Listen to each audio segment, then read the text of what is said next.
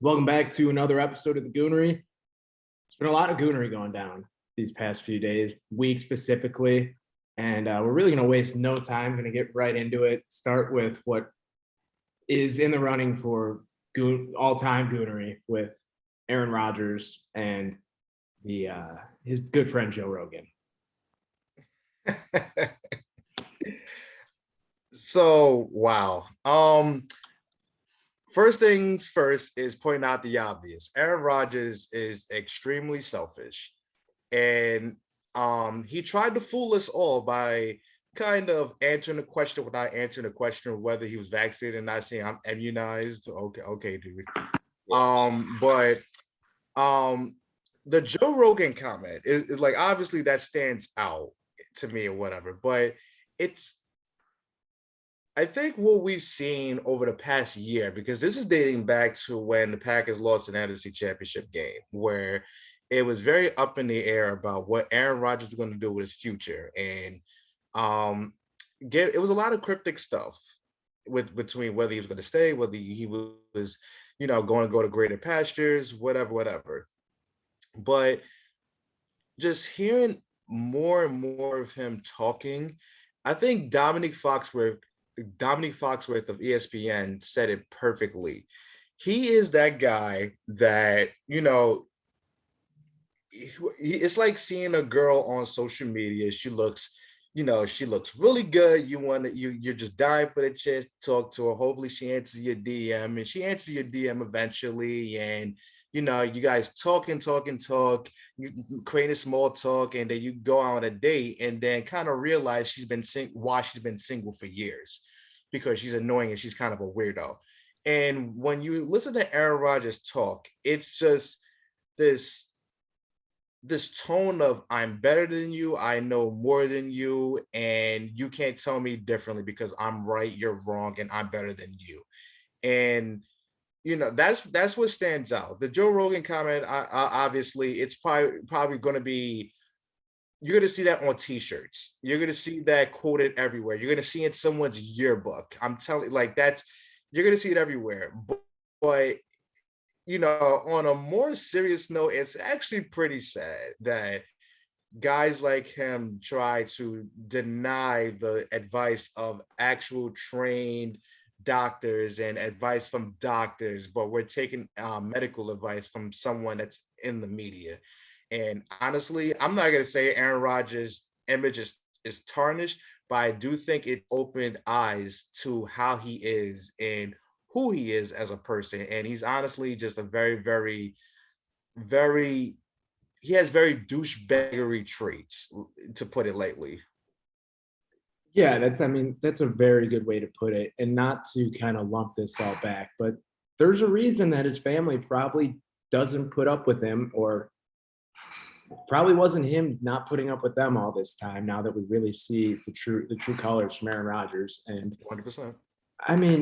there's been a lot coming out. You really wonder how the locker room feels about him. I know probably after last year, where it was his status as a Packer was up in the air, you're really kind of wondering what was going to happen. Did he have the locker room's backing? Comes into this year and says he's immunized, or whatever how the pronunciation is, and let's be honest, he probably took ivermectin. That's probably what he's saying he was immunized with. And Packers just, it blows my mind, one, how little they were fined, the Packers, for breaking so many COVID protocols. I feel like the Titans got it a lot worse last year than the Packers got it this year, when the Titans had all that go down.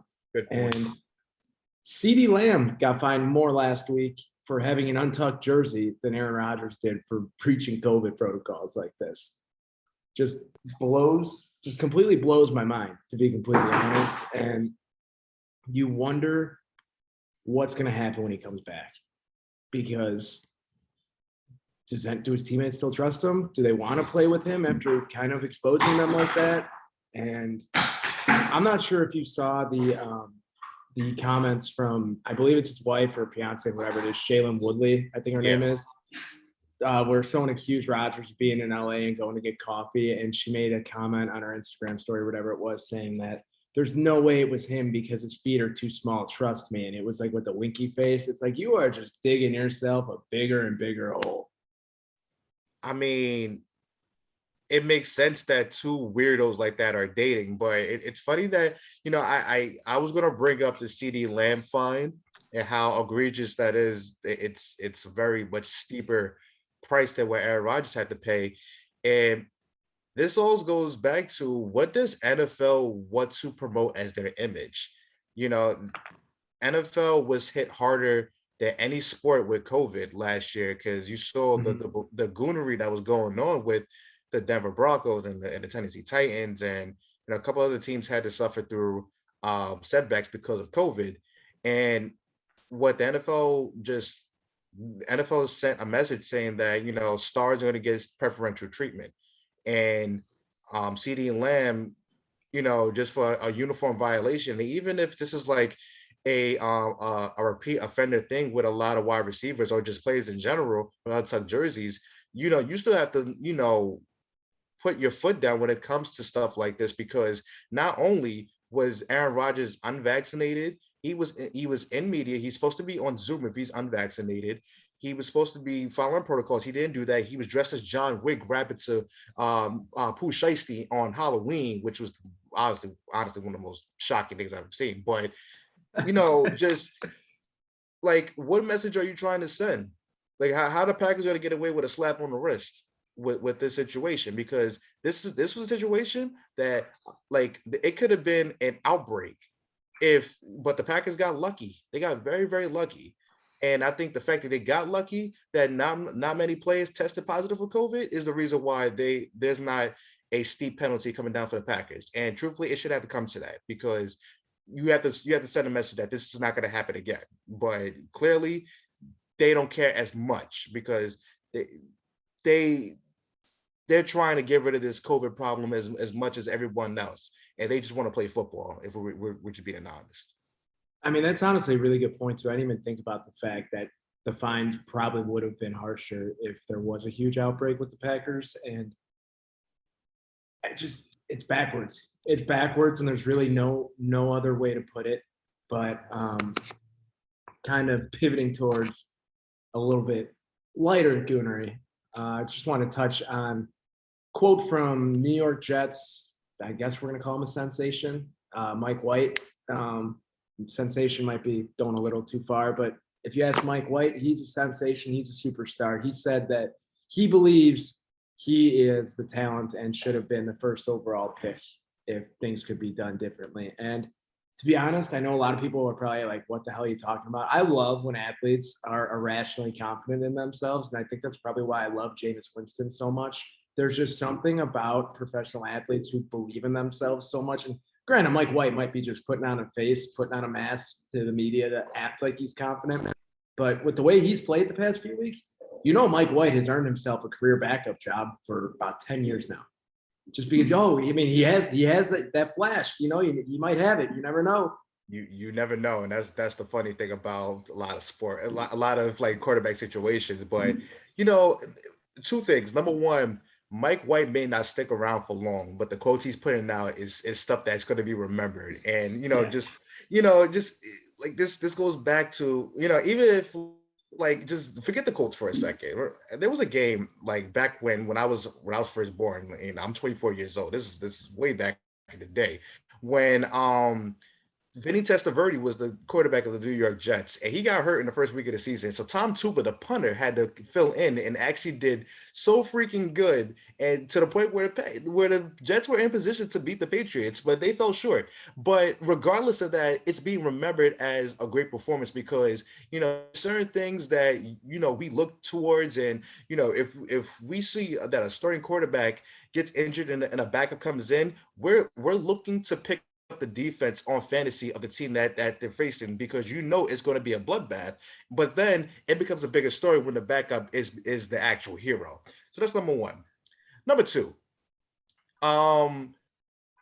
you want to talk about guys that are handling the New York media well to a T. I mean, this is the perfect example, because if you take things too seriously, they're going to try to make a story out of you. They're going to try to trap you with questions, because that's I've noticed that's what a lot of media does that, but the New York media does that better than anybody. Mike White is being a troll. And truthfully, just for the guys that have been there for a long time covering the team and are old grumpy men, and they want everyone to be serious and not play around with stuff like this, considering it's their job. I appreciate those that are trying to make their job harder, because they're the ones that are trying to take away the personality of the player. And the fact that Mike White is as young as he is, and he's been, I believe, cut and signed by the Jets and Cowboys at least 14, 15 times, and he's like just as media trained as he is. That's amazing Yeah. to me. Go talk yourself into some type of bag down the line. It may not be a football bag, but you're gonna get a bag somewhere, just for the fact that you have the confidence and the just the ability to hold people in the palm of your hands just with words that you probably don't mean. Yeah, I mean, it just he has a moxie to him. And honestly, as a backup quarterback, I feel like you have to have a personality to stick around. As dumb as that sounds. I mean, there's a reason that fans gravitate towards your backup quarterback, and it's because they'll say something crazy, they'll do something ridiculous when they come into a game, and you always want more from your backup quarterback, if that makes sense, because you see them in such small doses. I mean, hell, look at what the Chicago Bears throughout the years. I mean, when Josh McCown, I mean, just the lovable loser who had played for 12 teams in the NFL at that point. And I'm not going to call him a loser at this point, but Ryan Fitzpatrick. There's a reason there's not a single soul on the planet, to my knowledge at least, that they dislike Ryan Fitzpatrick. Mhm. So, I mean, you have a personality as a quarterback, you're going to stick around. Unless it's a bad personality, but I don't think there's anything bad about Mike White at the moment. I just think that he's trying to make people remember his name, because I mean, let's be completely honest, Mike White is as generic of a name as you're going to find. That's an auto-generated name on Madden franchise. So he's earned himself a lot of money, in my opinion, these past few weeks, and I'm sure Jets fans are. I don't know. I mean, you're on the East Coast. What's the vibe with Mike White and Jets fans right now? It's kind of mixed, because I think Jets fans. Well, I don't even think I know Jets fans came into the season saying, "I want Zach Wilson to be the savior of this football team." But being around Jet fans and listening to radio shows and how Jet fans react to quarterback play, and probably on a weekly basis, because this has been an ongoing trend for about 5, 6, 7 years now. When they see a quarterback that shows flashes, they're gonna automatically gravitate towards them. Because I mean, let's call it what it is. You brought up the Chicago Bears backup quarterback situation. You tell me, what's the difference between a quarterback performing like that for the Chicago Bears and then for the New York Jets? There is no difference. You want to know None, why? You none. want to know why? Because we are literally in the same position where we are still looking for a quarterback, and the Jets are in the same boat. So yeah, it's something I pay attention to because I can relate to it, unfortunately. Yeah, no, I mean, it's the truth. As dumb as it sounds, I feel like my sports fandom, a lot of it is linked directly to New York. With the White Sox and the Mets, I mean, they are one and the same as a franchise. And then the Jets and the Bears, I mean, two franchises just so focused historically on the defensive side of the football, and just a complete disregard for offense. But it looks like at least one of the franchises has found their quarterback after this past weekend. And Yeah, yeah, go. Sorry. and I know. I mean, we were texting a little bit earlier in the week and just kind of saying that it felt like the first time, like the first real step that Justin Fields had taken, and neither of us were upset by that loss, despite it being ripped out of the Bears' hands. And Mhm. I'm okay with them losing though, because Justin Fields, he looked promising. He looked like the quarterback that we drafted. We're supposed to draft, I should say.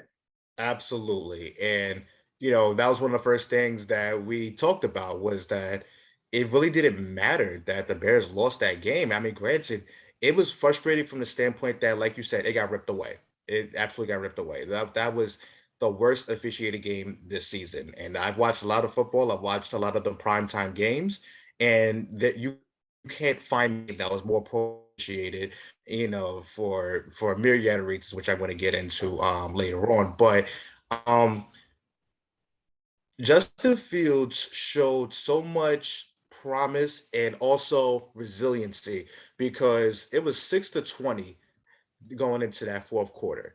And you would think in a game like that where there's basically little to no offense for Chicago Bears, little to no rhythm. It's riddled with penalties and holding calls, all that stuff. And then for you to just keep battling and battling and battling the entire night, it was something special.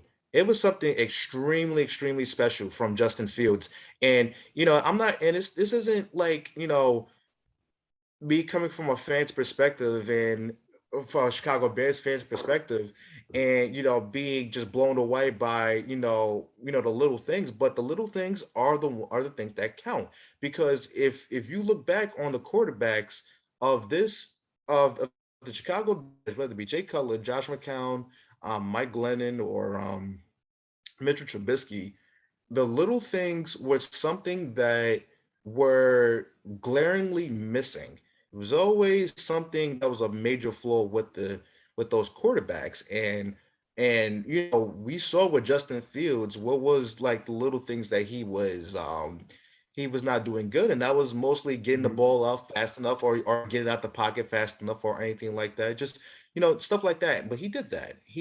And I think that is a reflection of how much the coaching staff has faith in him, has a newfound faith in him. But I want to touch on two things.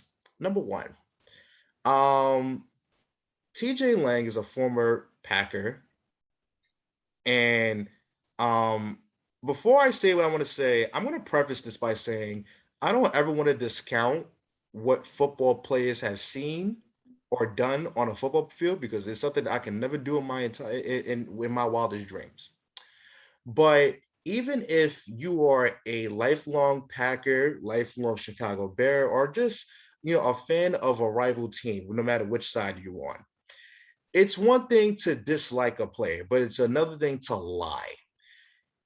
Saying Justin Fields isn't good is you not watching football. You not watching how he's being coached. You not watching the weapons that he doesn't have around him, and seeing that right now he's doing what he can with absolutely little. And you have Packer fans jumping into my mentions saying that, you know, he's not that good. You guys are so thirsty for a quarterback. You Yes. guys will wait 58 minutes for him to show flashes, and then this is the best one. I had I'm calling him a jackass because it's exactly what he is, some jackass enter my mention saying that Davis Mills showed more flashes than Justin Fields. Now, there's one thing to sit there and hate the guy, but you're lying and you're probably on drugs too. I would tell you to stop one of them because the other one is harder than the other one. But I do think that this is a stigma for the Chicago Bears, that if the quarterback isn't winning games, that everything else is minuscule. And right now, this is a situation where we have to really, really, really look at what Justin Fields did on the field and not what the box score says. And once we get to that point, you're gonna have a lot of people stop lying about who he is and what he's done on the football field. I'm going on a rant, but this is where the real rant starts. So Cassius Marsh, who I didn't even know who the Bears signed until I saw a man with tattoos on the field. He made a big, big play on a third down that would have set us up and really would have made a difference if you look at the final score in the game. And he did his signature roundhouse kick, which is Hit him with pretty the cool. trouble in paradise. Hit him with the trouble in Pretty paradise. much. Yeah, exactly what it is. So he does that and he gives a little stare to the sideline. And then Tony Corrente, the head referee, gives him my ass bump and he throws the flag. So I've seen a lot of things that can be considered taunting if we're going off of that. But I want to point out the NFL's hypocrisy in this situation. So you explained the difference to me with a guy who's signaling for a first down and he's getting hyped up, or a guy who does his signature pull, his signature move, which you know he's going to do, but no one's really cracked down, or no one's going to send him a memo and say, hey, you can't do that anymore. You know, just signature things that these guys do and they get flagged for, or just staring into an opposite team's sideline. You explain the difference from that than a team that gets an interception and runs to the opposite goal line just to celebrate and take pictures for the camera.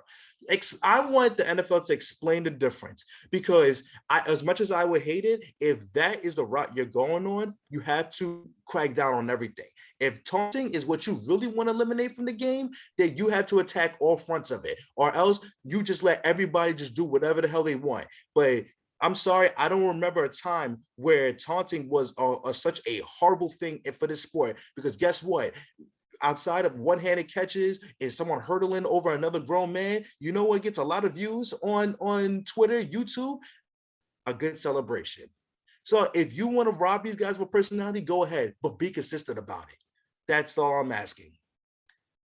Consistency is by far and away the number one thing that there's a problem with the officiating. And it doesn't even just go with taunting at this point either. I mean, we saw it with when Big Ben got called with the roughing the passer, and then Justin Fields gets lit up the following possession, and Fields asks the refs, why didn't he get that same call when he honestly got hit a little bit harder? And it's the refs showing bias towards veterans with established veterans with careers that obviously you earn some calls in the NFL, and it's the same way in the NBA, same way in baseball. You're going to earn some strike calls on the outside that you probably shouldn't, but the NFL is trying so hard to crack down on their officiating and be more consistent across the board, but yet I feel like they're more consistent than ever right now. And the Players Association president, I think his name's like Casey or JC Treader. He's the center for the Browns. I mean, yeah, I saw him tweet the other day too, saying that Players Association essentially said, we understand that you want to crack down on excessive celebration, whatever. I don't know why I'm drawing a blank on it. Taunting. There we go. Why I'm drawing a blank. But he essentially said either call everything or call nothing, because you have no consistency, and the Players Association will abide by what you establish if you actually truly establish it. And that's the main problem. And I mean, the Bears had, I think it was 115 yards penalty yards compared to the Steelers, like 15 for the entire game. There's just like, you have to see that and understand there's discrepancy. I would love for there to be a Twitter page. I'm sure it's out there, but do you follow MLB scorecards, like the umpire cards where it like tweets? I do. Or have you seen it at least? I've seen it, but I don't follow.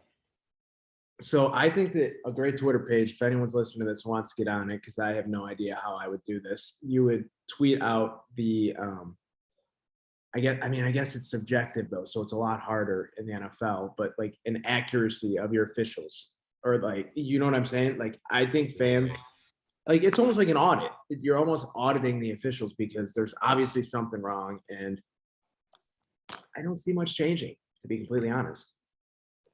It's not going to change, and it's a very weird thing, and it goes back to the power or the less power that players actually have. And this isn't just like with ownership, general managers and stuff like that. It's with referees. You do not see a lot of times where the referee, the head referee, or the VP of the officiating, whatever it's called, they don't ever put out a statement saying that we got this call wrong. And I think that is the main problem, because once you put fear into the hearts of these officials that you will be punished if you impact games, because a lot now, people are actually getting along the train that officiating does affect football games, when truthfully it should be the guys in the uniforms and helmets that should be the ones affecting the game.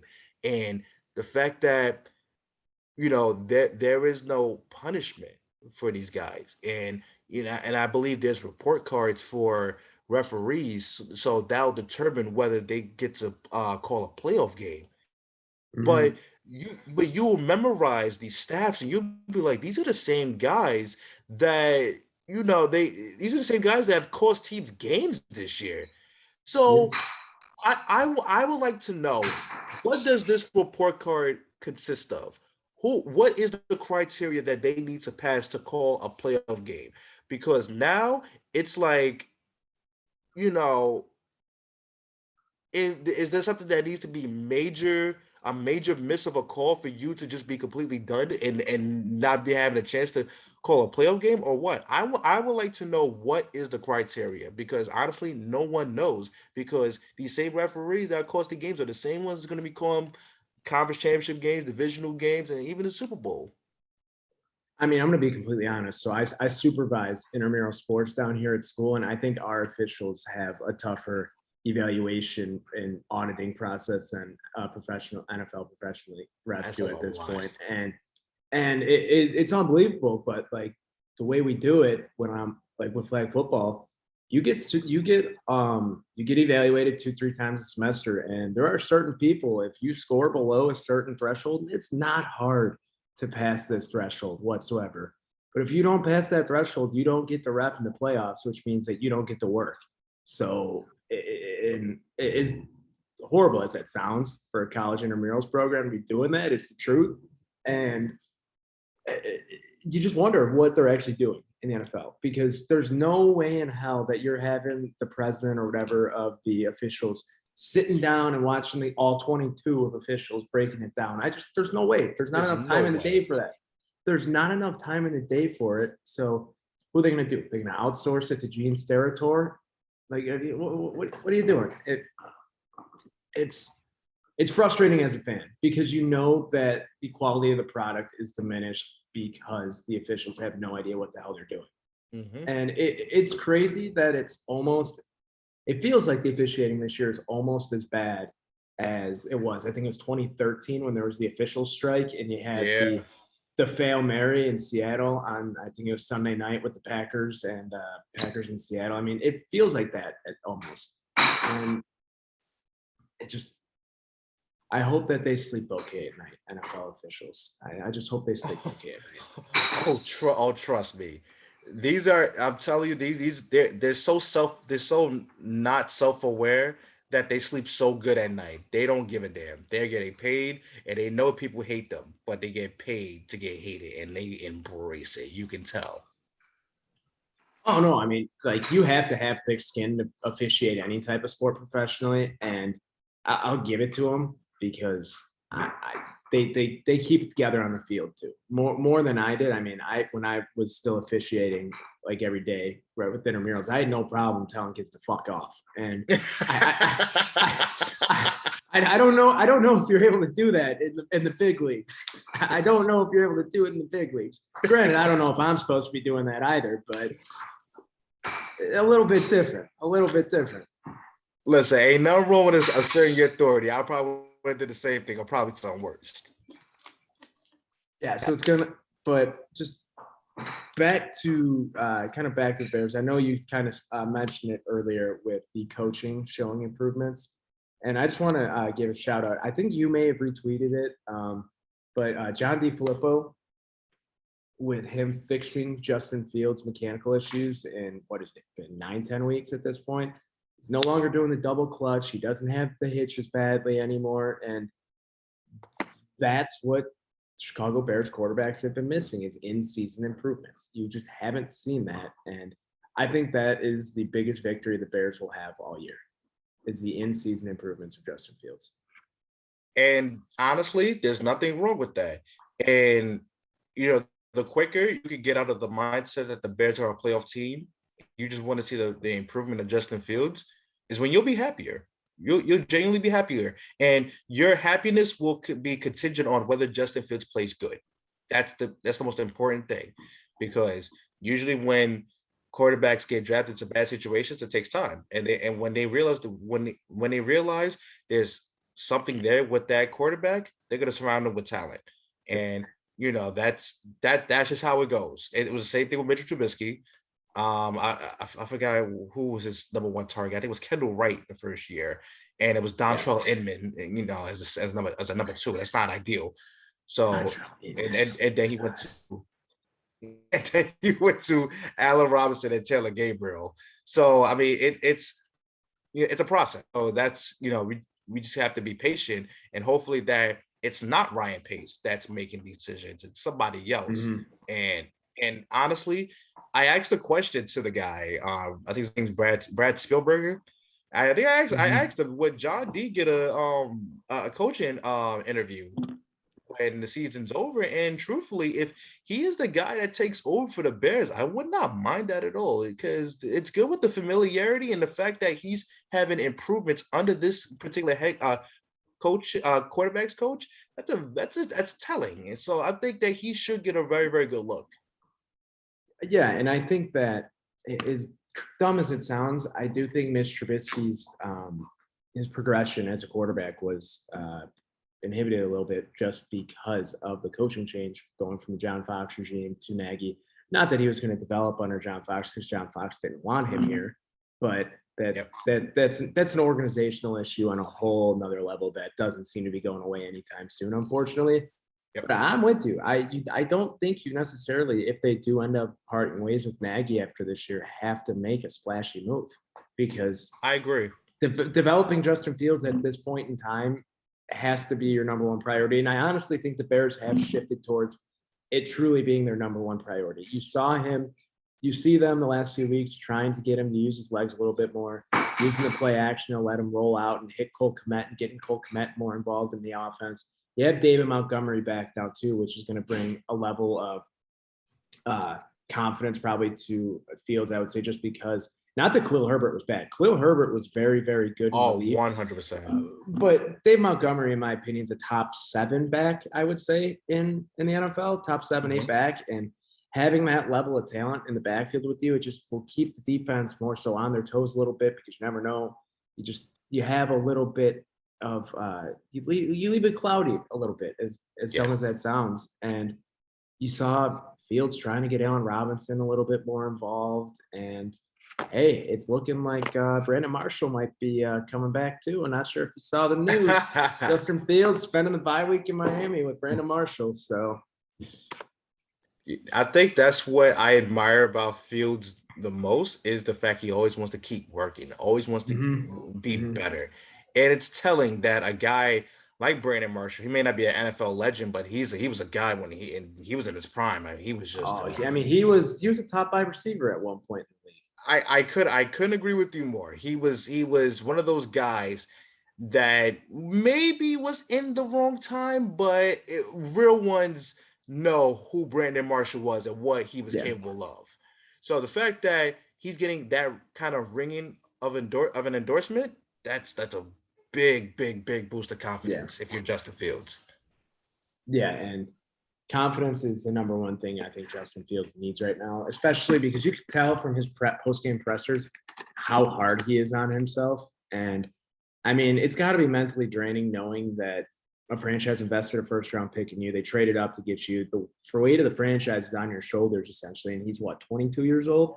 Yep. And, I mean, it's a lot of pressure. And just finally breaking through and seeing that you can do it and you can do it at a high level, it has to feel really, really damn good. So I'm happy for Fields. I'm happy for the Bears. I honestly wish they would have traded Mack and Robinson at the deadline. That's a whole other can of worms. But do you think at this point they bring Allen Robinson back in the offseason, or what are you kind of leaning towards? I know ideally in my eyes, I would love to see him let A-Rob walk just because I don't see it as a fit anymore, to be completely honest. For Allen Robinson's still a very, very good receiver. He's going to make himself a lot of money elsewhere. But man, this is a pipe dream and it'll never happen, but I would love for the Bears to bring Chris Godwin, man. Absolutely. So I was very upset knowing that Allen Robinson was going to walk going into the season. Now I am very, very prepared for that to happen. And it's not a particularly good thing because you obviously want a guy who is a definitive number one. But when you realize that the chemistry is just simply not there, And it's kind of good to just be like, all right, well, if it's not there, it's not there. We could just find somebody that's going to be a number one target for the Chicago Bears. Chris Godwin would fit that bill to a T.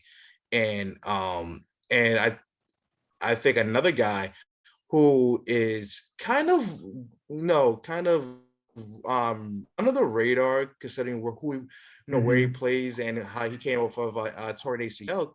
Cortland Sutton would be a very, very good consolation prize Mhm. if Chris Godwin is not the guy. But I do think the one of the biggest things in offseason, because if I'm being honest, I'm not too sure offensive line is the biggest target this offseason, considering how considering how Jason Peters has played. Granted, he's not going to play very long, but let's say Mhm. if he does, I wouldn't mind it. But shout out to Larry Borum. Larry Yep. Borum has faced Yep. back-to-back All-Pro just studs of pass rushes, and he's held up very, very good. But other than that, a second corner is absolutely gotta be one of the first target or second target, because I have no idea why Kendall Vildor, what was the confidence that was instilled in him that they thought he could be a number two. He's been getting his ass cooked all season, and he's not a number two. So getting that wide receiver core in place and getting a number two should be the top two things for the Chicago Bears this offseason. But other than that, you know, things are coming together in ways that we did not expect. So I think that's a good thing. Granted, we don't expect Yeah. to win football games. Maybe that the bar's in hell for us, and that's fine. But this is where it is. And if you're a Bears fan expecting more, then you're just going to stress yourself out. I'm not trying to do that. Yeah. And that's honestly the thing that I've been telling people is just enjoy the ride because good times are on the horizon. It might take a little bit longer than you want, but I think we're in a pretty good spot with Justin Fields as a future of this franchise. And I, I can honestly say that I'm genuinely excited for the first time for the Bears since probably 2018 or early 2019. I'll say early 2019. Yeah, because you ask any Bears fan, they would tell you we were going to the Super Bowl that season. Like that was the expectation. Yeah. But you are absolutely correct. And honestly, I'm more excited. Well, Justin Fields, of course, his development is one thing, but seeing what changes are going to be made is going to be the most exciting part, and then Mhm. what's going to follow afterwards. Yeah. Yeah. Exciting times ahead for the Bears. And real quick before we wrap up, I just wanted to hear your thoughts on the couple of free agent signings today in the NFL. Odell Beckham to the Rams and Cam Newton going home to Carolina. I mean, you want to talk about surprising with Cam Newton? That literally came out of nowhere, because Yeah. there's 1 minute it was he's meeting, and the other minute he signed. So good for him. I'm glad he's back in the league, and I think he's gotten a bad rap for being not healthy and playing. He got he was judged too harshly, in my opinion, and I'm glad he's I would back where he agree. belongs. I would agree. He's back where he belongs, and I'm happy for him. Now with Odell Beckham Jr., I was pretty like set on him being a Patriot, and or being a Packer and I terrorize against for one I game. thought he was going to be a Packer. I really thought he was going to be a Packer. Yeah, and because that name, the name just kept floating around. But um, the Los Angeles Rams are doing it right. They don't have draft picks. They have a lot of guys that are hungry to win a championship. And if they don't win a championship, this has got to be one of the biggest disappointments since the Eagles' dream team. It has to be, because I mean, you look at all the talent on the team, and look at the names on the back of the jerseys. You expect these guys to Mhm. win a Super Bowl. If they don't win the Super Bowl, if they don't even they didn't even get to the NFC Championship game, this season is a utter disaster. You So want to know what this team kind of reminds me of from a distance is in more modern terms, the 2021 San Diego Padres. you're right. I mean, Right. they have all the talent in the world, and I don't think that they're going to fall apart because I think that Matt Stafford is hungry and wants to prove that he can get it done if he has a team around him. And I think that really is going to be the driving force there. But god damn, if receiving corp of Cooper Kupp, Robert Woods, and Odell Beckham is scary as all hell. Oh man, I mean, it's crazy that if there was a team that could expose the Chiefs, it was the Buccaneers. If there's a team that can expose the Buccaneers, it's going to be the Rams. That's the scary part. 100%. 100%. Going to be very, very interesting. And you know what? While we're here, before we wrap up, right now, roughly the mid-season point, do you have a Super Bowl prediction? No, I don't. I don't. I'm not even joking with you. I had a conversation with my roommate earlier today, and I was saying that this year is the first year in God knows how long that I have absolutely no idea what to expect with the NFL, and that's a good thing. That's a good thing, because let's be completely honest, the Cardinals are not the best team in football. They aren't.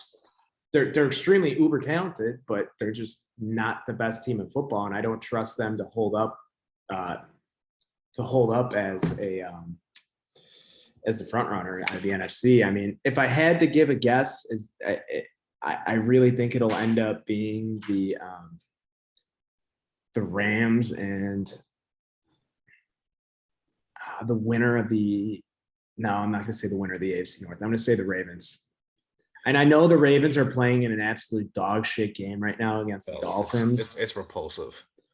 But I still think that the Ravens have just adapted so well to all the injuries they've had this year that they know how to win ugly. And I think that they will take themselves to a Super Bowl this year, because I want to believe in the Bills, but you can't lose to the Jaguars and not score a single touchdown and win a Super Bowl. It doesn't happen. And yeah, the Chiefs the Chiefs are depleted. They just don't have the same vibe anymore. I think, I'm not going to say people have figured out Patrick Mahomes and the Chiefs, but I think it's finally caught up to them that you can't dedicate that much of your salary cap to 3 players on the offensive side of the football. Real quick on the Chiefs, I think the real issue is that their offense is broken for the simple fact that it's literally all home run, but you don't try to go for singles, and you don't try to go for doubles. That's the main issue, and that's why I don't think they're gonna. I think there's a very good chance that they miss the playoffs this year. But the AFC is literally so wide open that it could be the Bills, it could be the Titans. Yeah, I'll go as far as to say it could be the New England Patriots. And I don't even think that's crazy, which is completely insane. They're scrappy. Like, the Patriots are just scrappy, and Mac Jones doesn't really make mistakes, and they're irritating to watch. They're honestly irritating to watch with how methodical they are on the offensive side of the football. Damian Harris, I mean, he's really developed into a nice running back, and yeah, it's strange. It's strange because the AFC for years has been the no doubt about it teams. You've had the Patriots, you've had the Steelers, you had the Chiefs the last few years, Ravens, and hell, even the Chargers. Who knows? I mean, Herbert's been playing really fucking well. And it's crazy. What the Patriots right now remind me of is the early Brady days. Early Brady was not airing it out like he was. And granted, he was playing with Troy Brown, David Patton, rest in peace. He was playing with Deion Branch. Deion Branch, Kevin Falk and them, and Corey Dillon came along. You know, the offense was good, but Brady was just like a passenger. And so he started really like kicking up. And the scary part about what's going on right now is that Mac Jones is playing around a good team right now, and he's not even hitting his ceiling. He's winning games by just being a guy that's being smart. And honestly, sometimes that's all that matters. And literally, Patrick Mahomes could literally take notes from what's going on in New England right now. But you want to talk about a conference that's wide open, you can make a case that both of them are wide open right now. Yeah. I'm excited to see where it goes. I mean, the trade deadline was relatively quiet. I mean, it always is in the NFL. I mean, there's never – Von Miller obviously is a big move, but yeah, it's going to be really fun to see where it shakes out. And I think we're really going to see in the next few weeks some teams separate though, because you don't make it this far into the season without having those clear cut top of the line teams. And I feel like we're just stuck in a limbo of, yeah, they're pretty good right now, but you don't have those. You don't really have. You have, I would say, two teams are like, oh yeah, those teams are really, really damn good, and that's the Buccaneers and the Rams. And Yeah. aside from that, I don't think you have it. But honestly, I think that's good for football, and I think it's good for football fans. And excited to see how it turns out. Yes, 100%. So that is going to wrap up today's episode of the Goonery. Don't forget to like, share, subscribe to the show on YouTube at the Goonery. And haven't mentioned it in a while. Give Brandon's page on Instagram a follow. 97 Beans Caps. Yes, sir. Find yourself some good finds. I mean, I don't have as nice a hats as Brandon, but I wish I did, and he'll show you the way. Appreciate it, man. So we will see you guys next week.